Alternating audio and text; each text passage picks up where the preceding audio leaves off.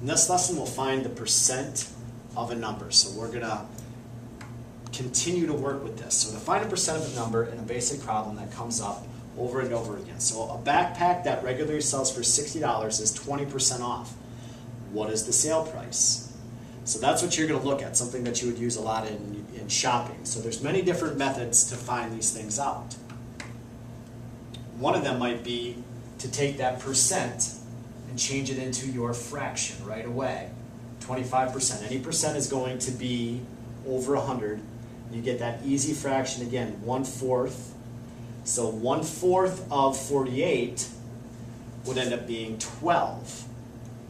Now, one easy way to do this, if you do 1/4 of 48, you could do 1/4 times 48 over 1, you get 48 over 4. And we learned before that this is a simple division problem. So if you take 48 divided by 4, that's also going to give you your 12. It eliminates, doing it this way eliminates some of the steps that you might end up having to go through to find this answer out. So I think this method right there to find your percent of is going to be a little bit easier. The hard part is always making sure that you change that percent into a fraction. They did the same thing here, and then they made that easy fraction right there as well for you then.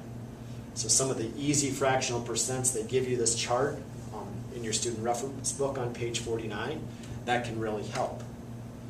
So it gets to be a little bit difficult when they do 7% of 300. But if you know 7 over 100 times 300 over 1 over 100, that you get there.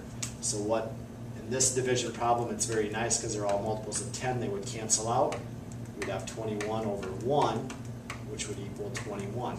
When I divided these two, I just canceled my zeros out.